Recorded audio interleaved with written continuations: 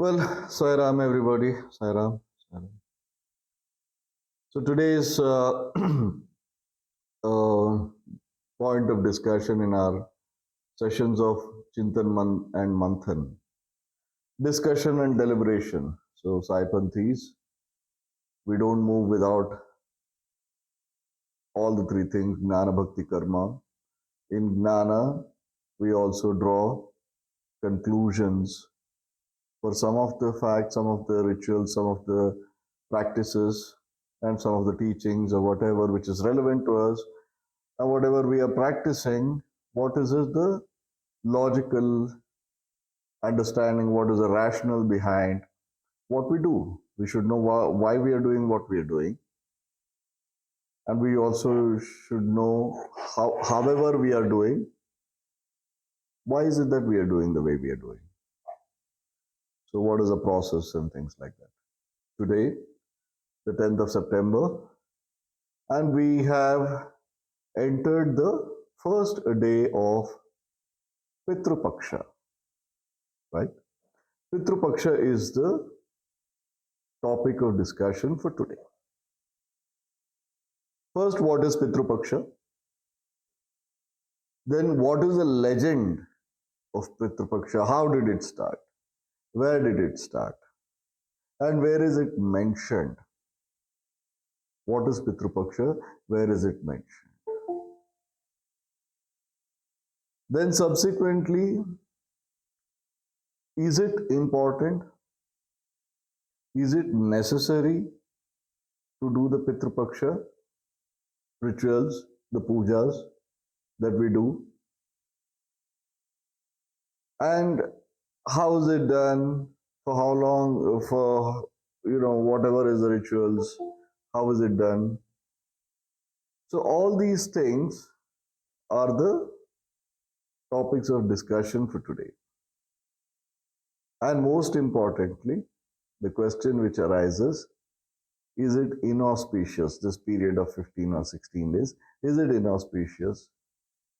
Right? These are the topics that we will be discussing today and trying to arrive at the logical conclusion, arrive at the reason behind what we are doing. All our efforts is always we follow what is being done by our forefathers, our parents, whatever is taught to us. Like, what is the rationale behind it is what we are trying to do, what we are trying to get. Since our parampara itself is Avadhuta parampara, Avadhutas are nothing great or extraordinary. They are the people who are spiritual rationalists. They uproot and remove the wrong belief system. They accept and digest and absorb the right belief system, or the rationale behind whatever the belief system we have been practicing. Those people are called as Avadhutas. So as we progress in our path of Avadhuta Parampara, we become extremely fearless. Part of our threefold path, which is Gnana Bhakti Karma, the Gnana becomes very firm and embedded within us very strongly and logically. Now, the first thing out of the 4 or 5 questions, thoughts that we are, going to address to enhance our knowledge about this ritual or this period of Pitru Paksha. First is, what is Pitru Paksha? We all know. Despite that, I would just want to reiterate and restate it. Pitru Paksha is a passage of time of 16 days. This year, this calendar year, it falls between the 10th of September to 25th of September in 2022.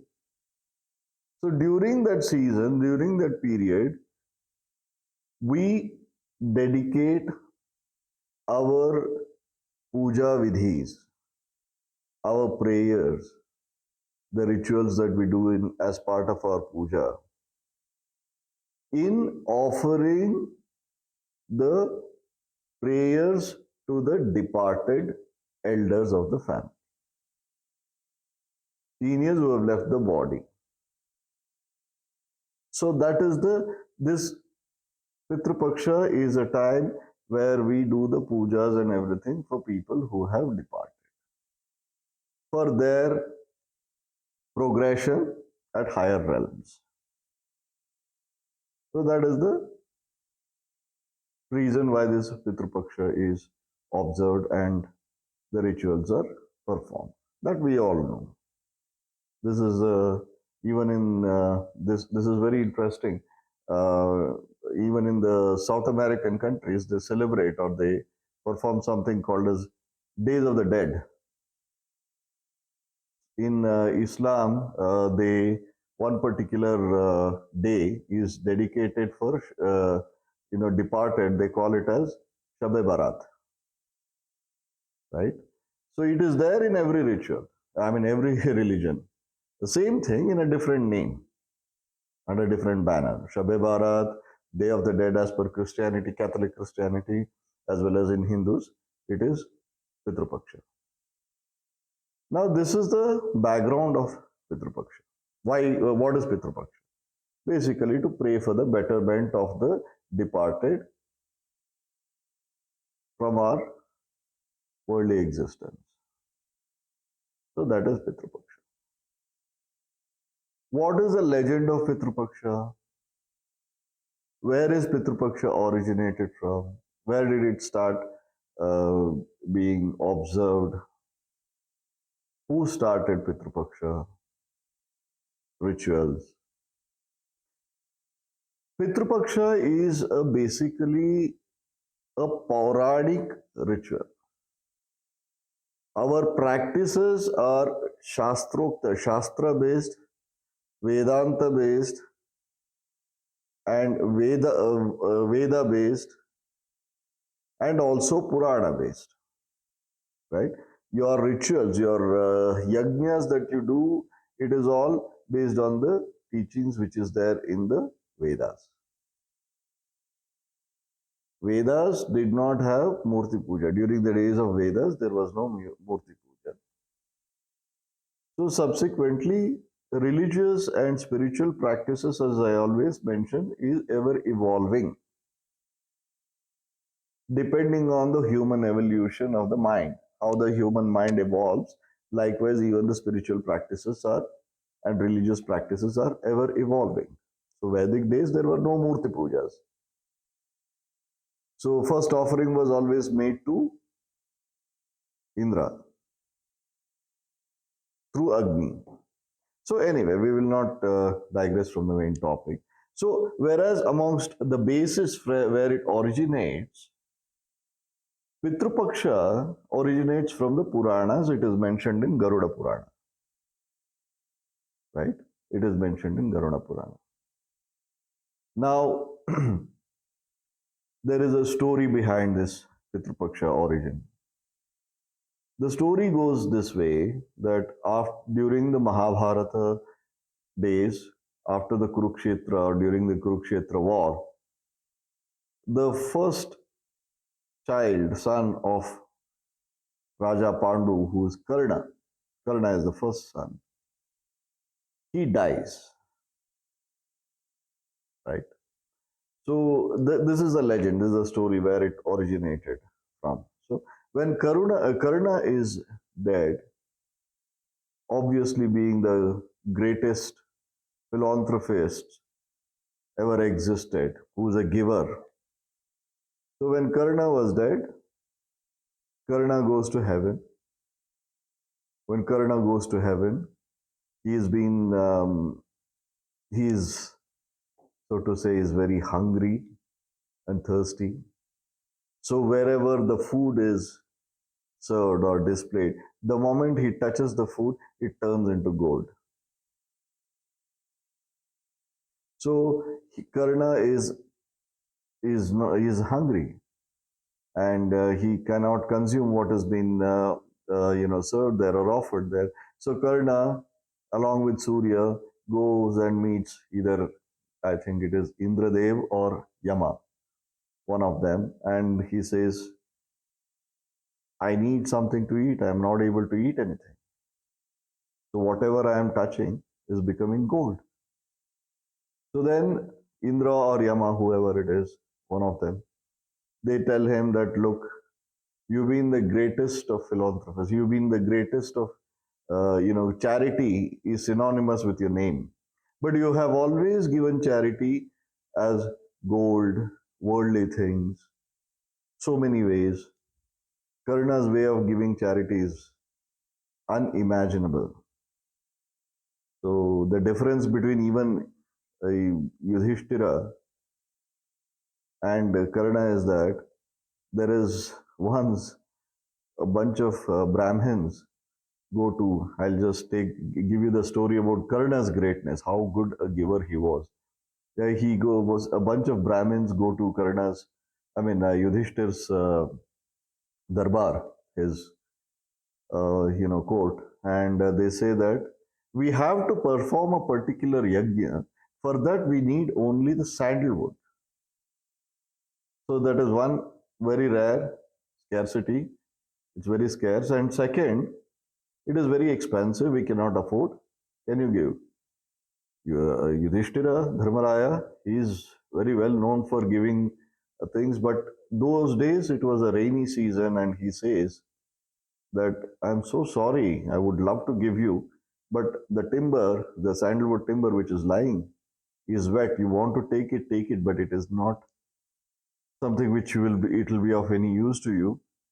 Postpone your yajna, give it a week or 10 days after the rainy seasons gets over, then I'll deliver it to you.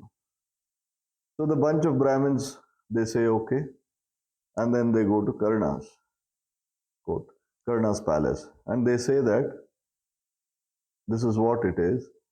We need sandalwood. It is expensive and it is not easily available. So please, can you get us one load of sandalwood timber? So Karna says, hang on, just wait for a minute.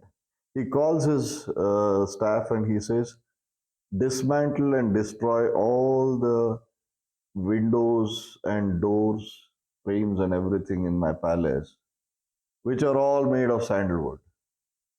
Cut them into pieces and please give them right now. That is the difference between Yudhishthira and Karna. Karna the giver, one of the most tragic heroes in the story of Mahabharata. Such great giver, such a great philanthropist was Karna. So that's the story about Karna. Karna gives right there because his thoughts are everywhere. Where is it? Where are the resources? Where can I grab and give it to them? Whereas the same Dharmaraya or Yudhishthira, he also had the sandalwood doors and windows in his palace, but that thought did not occur to him. But Karna's thought was always that he was such a great giver.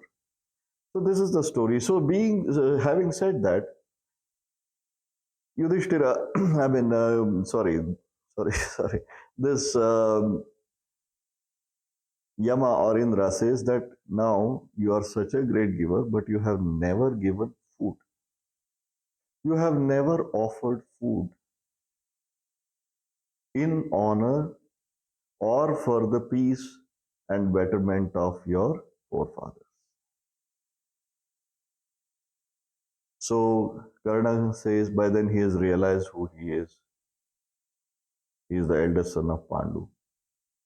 So Karna places an argument. I did not even know who my forefathers were. I was always insulted as a Sutaputra. So I did not know who my forefathers were. So how do I do it? I did not know it. Then Indra/Yama grants him 16 days of time. They say you go back to Bhuloka, you perform all the rituals for those 16 days. Once you perform all those rituals, you come back, you will be fine in the heaven. So that is the period which we follow as Pitru Paksha, these 16 days, when Karna comes back and offers does the rituals of giving offerings to his departed forefathers. So this is the background of one of the legends of uh, Pitru Paksha, how it originated from, where it is mentioned. What is Pitru Paksha? We know it is mentioned in Puranas, mainly in Garuda Purana. We know what is the legend, the story behind the beginning of Pitru Paksha. We know, and now we need to understand for how many generations do you give the tarpana or the pindadan, whatever rituals you do. For how many generations do you do? It is very logical if we observe it. It is prescribed that you should do for 3 previous generations. The logic is very beautiful because we know the name of our parents, obviously. We know the names of our grandparents. We may know the names of our great grandparents. But beyond that, we won't know. We won't remember. I don't know how many of us do. I don't. Maybe I know my grandfather and maybe great grandfather's name. Beyond that, I don't know. So that is exactly logically considering the mind of the human being. It was told you do for 3 generations. And a gap as per the ancient days, Vedic calculations, the generation gap is always used to be 33 years, 3 each generation. So if you calculate that way, 3 generations back is 99 years. As per in some of the other Chintan Manthan classes we have discussed, and I have said, the soul, when it departs the body, it rests anywhere between 9 days to 99 years before taking the next birth. The logic and rationale behind these 3 generations, which is multiples of 33 years each generation, is 99 years. So this 99 years, after that, no soul remains. In the higher realm, they take birth, for sure. Beyond 99 years, no soul remains in the higher realm. Even when we bless somebody, we say that sosalgio. So 100 years is the comparatively the number of years that we spend. So logically, it is said 3 generations prior, you have to do the pindadana. Beyond that, number one, you won't remember. Number two, as per the calculations, Vedic calculations, your soul cannot rest beyond 99 years. Equivalent to 3 generations, which is 33 into 3, 99 years. So that is the rationale behind offering for 3 generations only. Right? That is the basic background of how it is done. Now, we apply logic. The logic and rationale behind 33 years, 3 generations, we have understood. Legend, we have understood. Where it started, we understood. Where the origin was, where it is mentioned, we know. What is Pitru Paksha, we know. Now, coming back to the rituals, is it necessary to do? I am not saying that it is a must that we do, but it is a good thing to do. It's a nice thing to do. For whatever it is worth, we in our dharma or every religion believes in theory of soul, afterlife, conscious soul, or whatever we call it. There is something. And we all carry karma phalas with us. The deeds of fruits of our deeds. Whichever is unpleasant, due to which the soul or the conscious is not at peace, When we make an offering and we pray that let it rest, let the soul relax, let the karmas be burnt, we are making these offerings. Basically, everything comes back to your creative consciousness, which is based on your sankalpa. What is the sankalpa? When you are performing the Pitru Paksha pujas, may the elders who have departed, let them rest. May them progress. Let their daridras or bad dushkarmas or dushkarma phalas, let it abate. Let those ill effects recede. Let them take another birth. Let them progress. Let go, and let go. With that sankalpa, when we do a puja, it is a nice thing. It works. It helps. It certainly does help. So again, if we cannot possibly split the hair into million pieces vertically in our discussion and start judging everything, but Puranic ways of interpretations are more of storytelling. You know, they bring in a lot of magic, miracle stories, and this and that, and try to make it very interesting and make it very convincing for common people. Puranas' efforts is only to make it simpler in a story manner. For example, in heaven and hell, are, which are non-existent, those are imaginary concepts. But higher realm from the Stula Sharira is in existence. You want to call that heaven or hell? Fair enough. That is fine. Second, Karna was feeling hungry when he was in heaven. When you shed the body, there is no hunger. There is no pain to the soul. There is no hunger to the soul. None of those things. That is all restricted only to the Stula Sharira. So these are all symbolic representation. But if in Purana it is very easily said that whatever Karna touched turned into gold, and this whole story that we spoke about, if it is narrated this way, it is very easy for a common man to understand. But if we say that there is nothing called heaven or hell, there are higher realms, this is, in a yogic manner, if we start elaborating and explaining, it becomes very difficult for a common man to comprehend and understand. So Puranas play an important role of making it interesting and easily understandable process. So based on Purana, this is said, well, I mean, the same thing they say, there is no heaven and hell, and once the body is gone and the soul remains, soul is devoid of any pain or hunger or any of those attributes, right? We know that. So despite that it is spoken this way, fair enough. We give its due, Puranas its due. But we don't live by Purana. We try to extract the true meanings of the Puranic narrations.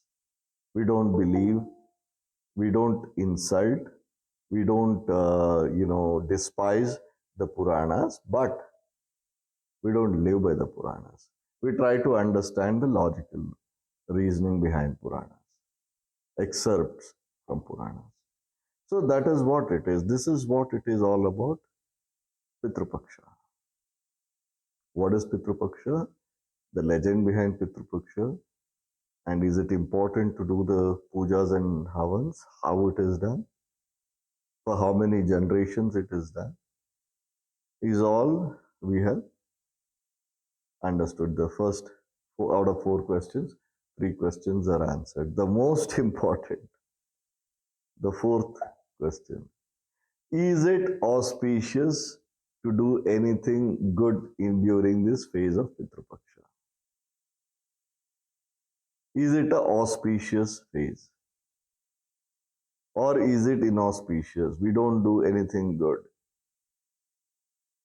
Should we do or should we not do? Should we refrain ourselves from doing anything good? May it be a naming ceremony or buying a new car or moving into a new house or conducting an engagement, marriage, or whatever. There is no period in life which is inauspicious. Can it be inauspicious when we are remembering our forefathers? No. It has to be auspicious. Every moment we live in our on earth, in our sthula sharira, in our physical body, is an auspicious moment. Check this, thought of any period of our in a year is inauspicious or bad. No. Every moment of our life is beautiful. Every moment of our life is auspicious. Every breath we take, inhale and exhale, every fraction of a second we live, we are on earth, is auspicious. Pitru Paksha is not inauspicious. There is no day in our lives, in our calendars, there is not even a fraction of a second in our existence which is inauspicious. Everything is auspicious. But during this period of 16 days, we are being very specific about Pitru Paksha, those 16 days. Why it is called as inauspicious? Again, based on Purana. Inducing fear to control the crowd. In the name of religion, that is what has happened in every religion. Induction of fear, fear, fear, fear. Right? Mainly to control the authority of the religious authority on the mankind. In every religion they have done. So they say it is inauspicious. What is the reason why they called it inauspicious? First, it is not inauspicious, it is auspicious. Very auspicious. You are praying for the betterment of another soul, the departed souls of your forefathers. What can be more auspicious than that? You're performing pujas selflessly for someone who is no longer there on earth, from whom you have no selfish interest or benefit. How can that be inauspicious? It is auspicious. But as I said, please believe in this. Every moment of your life is very auspicious, very beautiful, very wonderful, very divine. You are divine. Why it is said in a Puranic way, pushed that fear, that thought that it is inauspicious, don't do anything auspicious thing. Most auspicious thing is what you are doing now during these 16 days. The most auspicious, selflessly, such a wonderful deed that you are doing of giving the offerings to the departed. What can be more auspicious than that? And how can it be inauspicious these 16 days? It is only to say that these 16 days remain in contemplation. Remain in contemplation about the people who have departed. Pray for them. Don't indulge in anything else. The moment you decide to do something like conducting a naming ceremony or conducting any buying a car or a house or a moving in or a wedding or whatever things that your attention gets divided. You will apply your thoughts and attentions on something which is to take a pause. Right now, these 16 days, please, because what you are doing for the people who have departed, your children, grandchildren will do for you. You are imbibing that culture in them. Someday you also are going to go. When you are gone, your children and the survivors will have to perform the same ritual for you. So please don't engage in anything else. Give your undivided attention to this. Stay in a contemplative state. Pray for your forefathers, their well being, those departed souls be relieved of their karmas, unpleasant realities, karma phalas. Let them take birth, let them progress, let go. So don't do anything which is going to divide your attention. So if something is explained this way, what will a monkey mind do? Are yaar, on the last day of the Mahalaya Amavasya, on that day I will do the tarpan, or these 16 days, why should I waste? I'll do something else. Aha, they have said, in any case, they have said, don't do all those things, be in a contemplative mind. So that's okay. This is the human mind. So, in order to contain the human mind, this thought was induced. That is inauspicious, don't do anything. Don't do anything auspicious, finished. So, nobody does. Nobody buys a car. Nobody moves into their new house. Nobody gets the weddings done or engagements done or starts a business or starts any new venture. No, nothing. There's a pause. But what do they do during this 16 days of pause? Instead of being in a contemplative state, meditative state, and actually pray for the forefathers, they are back in their own life, normal life. On the last day, they finish. Wholesale श्राद्ध कर देते हैं, सबको बुलाया, चलो भाई सबको खिला दिया, finished. Done. That is how the human mind works. That is why this fear of saying that it is inauspicious was induced. It was induced into our mind. So that is the logic and rationale. There is no period in our lives which is inauspicious. Don't ever think that way. What you are going to do with the life that you have, how you are going to invest the time that you have, by understanding the purpose of your life, progressing in the path of your spirituality or whatever you have understood, which is the purpose of your life. As long as you do that, every moment, every breath, every second, every fraction of a second of your life is auspicious. If you are a victim of Arishad Vargas, Kama, Krodha, Lobha, Moha, Mada, Matsarya, and living a meaningless life with all greed, lust, and all that nonsense, then every moment of your life is inauspicious. What is auspicious and what is inauspicious is in your hands to define and make. This season is definitely not inauspicious. Nothing is inauspicious, right? So this is the just thoda vyang bhi hona chahiye. Let there be a little bit of tinge of mockery, healthy mockery. During these 16 days, if somebody offers us $1 million, will we accept it or not? Happily. The moment becomes very auspicious. Baba, de do. That is okay. Part of it, pinch of it, we'll give it to our forefathers also. Give it to me. If you win a lottery in these 16 days and you have to encash and collect the money within these 16 days, will you say that no, it is inauspicious, I'm not going to take it? You will take it. So this is all pakhanda, hypocrisy. So there is nothing which is inauspicious. I mean, inauspicious time or date or 16 days or 10 days or whatever is all trash. Because let us say, even during the day, you have Rahu Kal, Gulige Kal, Amrita Galige, Yamaganda Kal. Worst of all is supposed to be the Rahu Kal.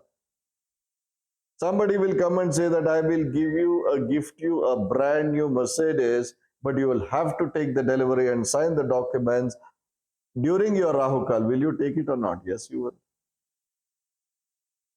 बाकी सब चला गया तेल लेने. So these are all made to our convenience. There is nothing which is inauspicious. How you are going to spend the time on earth, that is it meaningful? Is it spiritually meaningful? That makes it auspicious or inauspicious. There is no time which is auspicious or inauspicious. So this is all about Pitru Paksha. Now, to conclude, few words on Pitru Paksha. We have this human race is so, God forgive the human race, has commercialized and sold everything. We have sold water, we have sold air, we have sold the five elements. Also, we have sold. That is the level we have stooped down. We have commercialized everything. जो प्रकृति से हमें बिना किसी चीज का मिला है, किसी the grace of your God, grace of your Guru, love of your parents, particularly that of your mother, they haven't sold that yet. Rest everything is sold. Now I gather in the cities of Gaya and Varanasi, the Pitru Paksha is done in several cities because of their historic significance. One is Gaya, one is Kashi, then Kurukshetra, and likewise several places. Vrindavan, Mathura, different places, whichever is Gokarna in Karnataka. So these are all the places where the Pitru Paksha is performed. Now they have given you a package deals now. They're harvesting even the dead souls. I mean, dead bodies and departed souls. They're harvesting and making money there also. How disgusting. What is the level can we stoop down to? They're charging 20,000, 30,000, 40,000 per generation, 10,000 or 15,000. Sharam nahi hai. They should vanish in their shoes before they do all these things. How disgusting. Even, and forget the disgusting part of it, but imagine the prarabdha, the kind of karma phala, the guys who are commercializing and making money out of this Pitru Paksha also, what is it that they are going to endure and suffer? What is the karma that they are collecting? What is the karma phala of what they are doing? Unpardonable. All those departed Pitrus is not male only, departed souls. You are pinching into their prarabdhas by commercializing and making money out of this.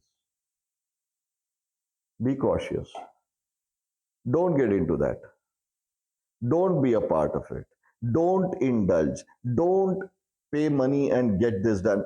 From your heart, from your soul, your conscience, light a lamp, pray to the departed souls wherever they may be, offer a flower, a fruit, and whatever you cook to the God whom you believe in, and say that one nice prayer from within and say that, please evolve them.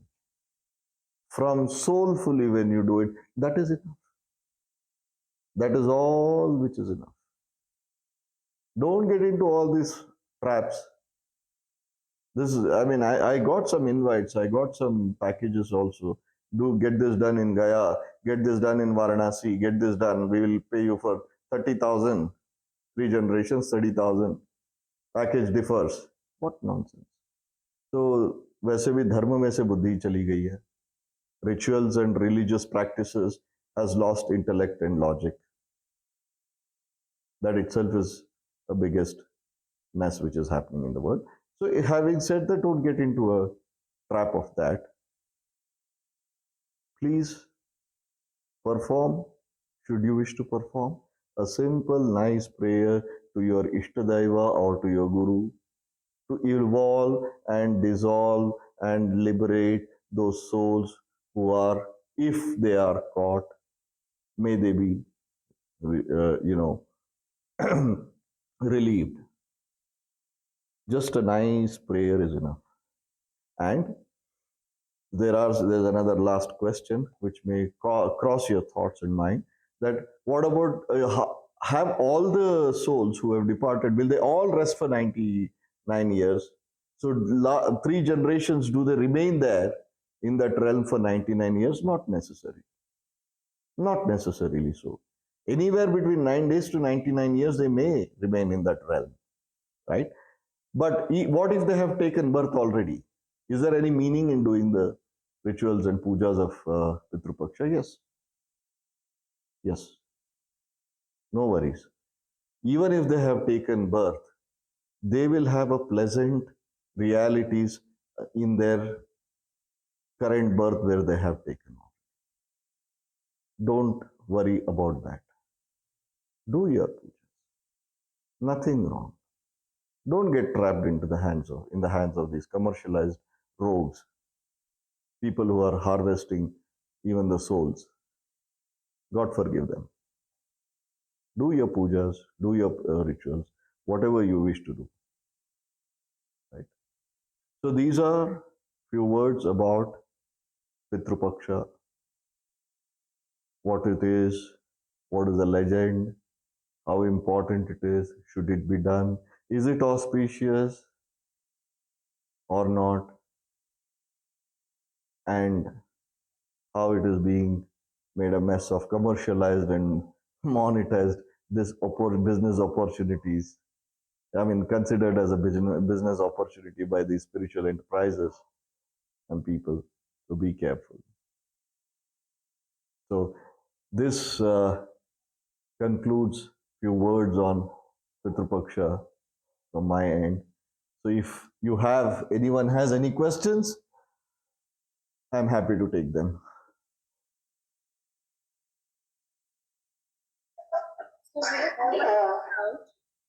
Sorry.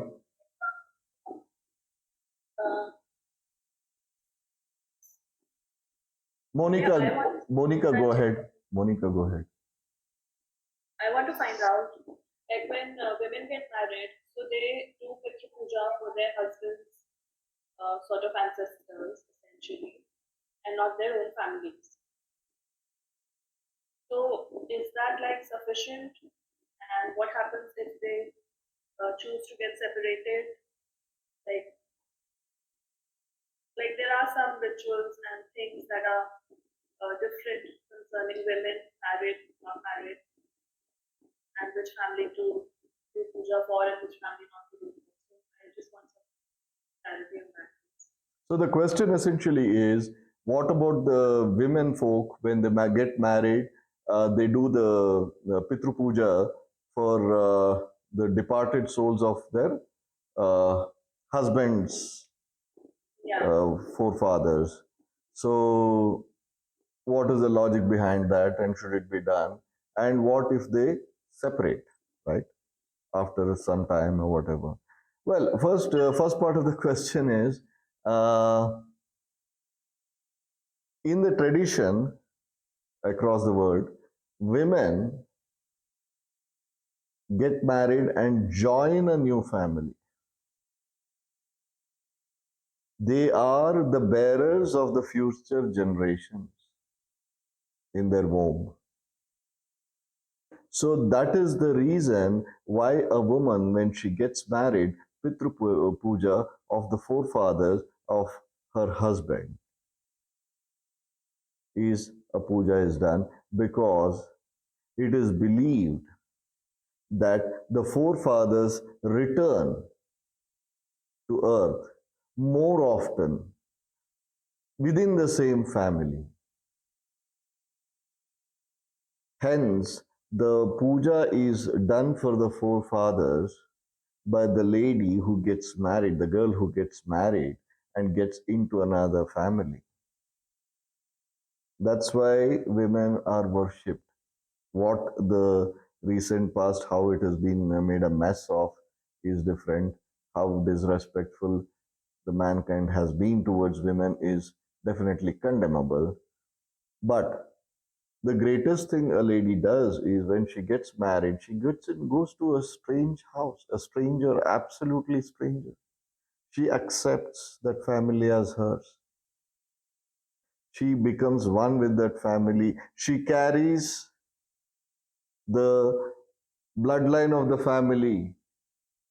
So, what a greatest, role a woman plays in everybody's and societies and countries and the world's spiritual progression and upliftment, and that is being looked down upon, unfortunately, in this contemporary world. But yes, the reason behind it is done is because of that. And to answer the second part of the question is, what if they separate, divorce or whatever? How does it affect?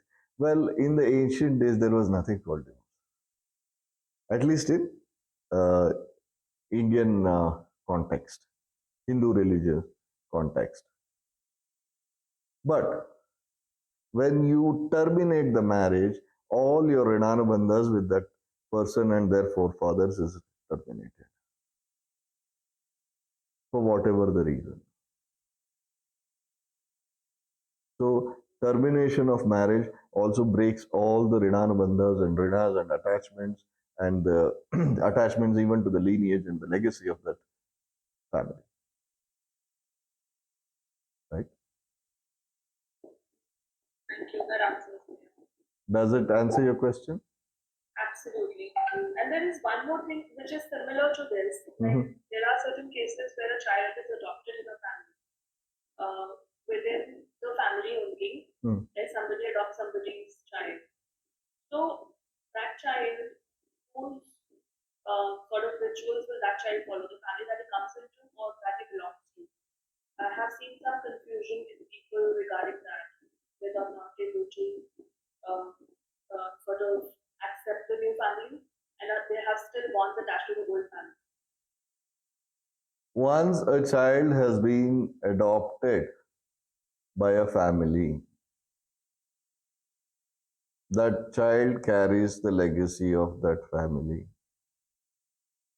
Unfortunate that human mind is so shallow in its understanding, so shallow, so narrow minded, that if it is an adopted child, it is different. Now you're talking about theory of soul,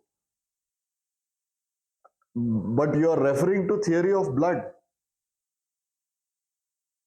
Adoption, where the contention is, it is about the theory of blood. But at the same time, when you are doing the pujas and everything for your forefathers, you're doing it to the departed soul, not to the departed body. The lineage of the soul, the attachment of the soul is more important than that of the bloodline. Adopted child is as good as our own child. What is it which is behind everything? Your mind, your thought, your conscious, which is very clear, your creative consciousness from today, henceforth, this child is mine. I am the father. That thought connects. Biologically, a child by default, it is yours. But if it is adopted, it is no less than yours. It is as good as yours, rather, it is yours. The child is yours. It is the sankalpa which matters.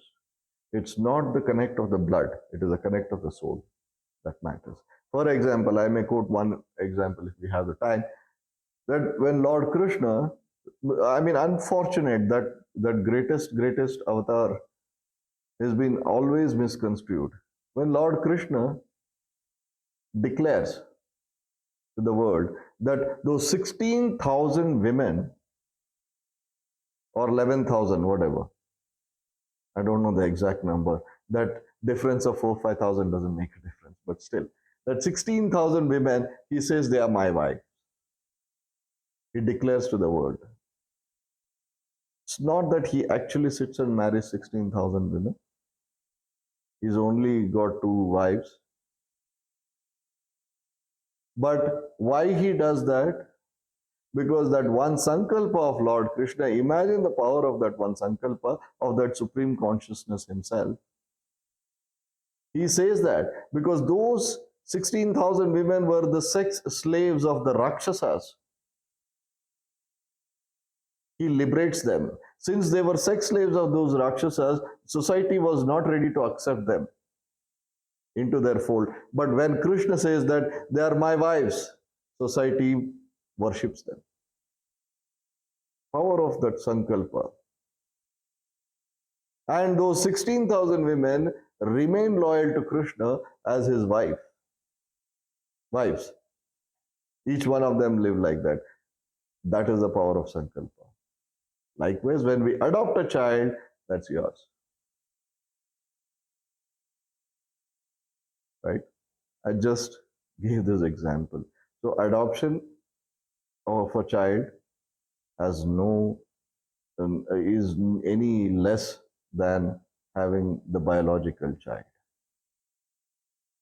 It's a theory of the soul, not it's a connect of the soul, not the body, not the blood.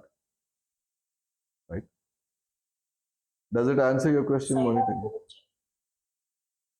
Monica ji, does it answer your question? Partly, Bhaiya. I'll connect with you separately. Okay. Thank you. Sai Ram Guruji. Hi, Ishwari. You can call me Bhaiya or Ravindra. I'm not a guru. I'm just a servant of my guru. Don't call me guru, please. Thank you. Go ahead. I just want to clarify something when you say about ancestors. Okay, like for my husband's side, my father-in-law, my own father-in-law, mother-in-law has passed away. So they are, when we do Pitru Puja, we do for my husband's late parents, his grandparents, great-grandparents, his brother. But now here, like on my side, my grandparents, what about my mother's brother and my mother's sister-in-law? Do they fall under our ancestors, under my ancestors as well? So you're talking about once you're married, post-marriage, your parents' side, do they fall under your ancestors? Is that the Yes, question? because my parents' side, my grandparents and everything, okay, that part I'm clear. But what I'm a bit doubtful now is, like for my mother's brother, my mother's brothers who has passed on, do they consider when we do the Pitru Puja, do I include their name as well? No harm. Her own blood brother. No harm. Whomever you consider to be your forefathers, adding them definitely is a good deed. You're doing a wonderful thing. No harm. Please go ahead. Okay, good. Okay, Bhaiya, thank you so much. Thank you so much.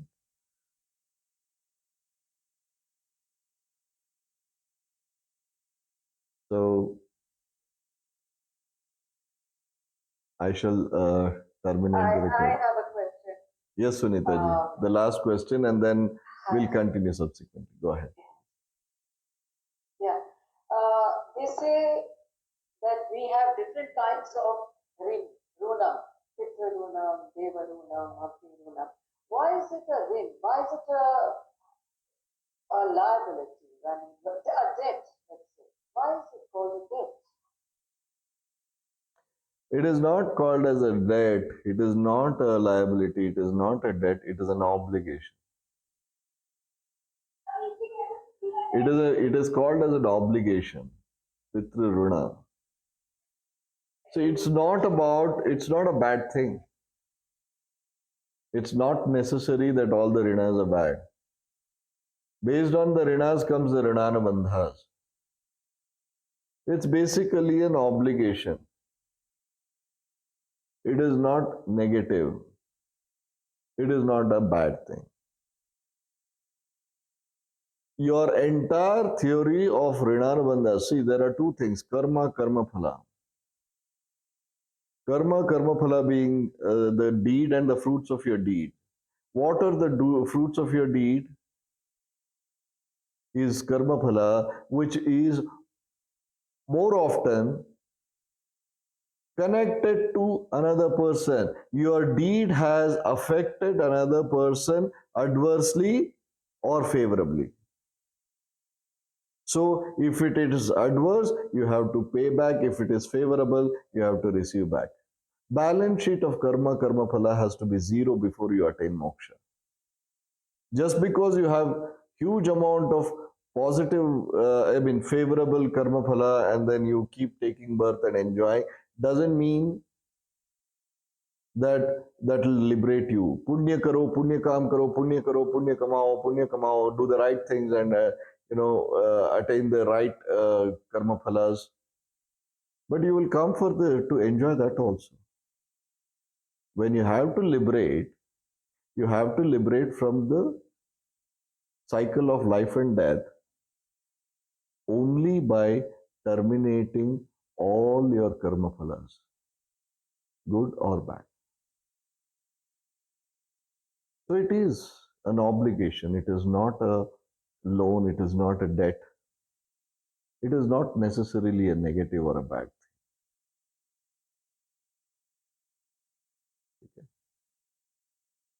Where And can I go? I know you wanted to end the session. no, 1 minute. I'll just terminate Sorry. now. Sai Ram, Sai Ram.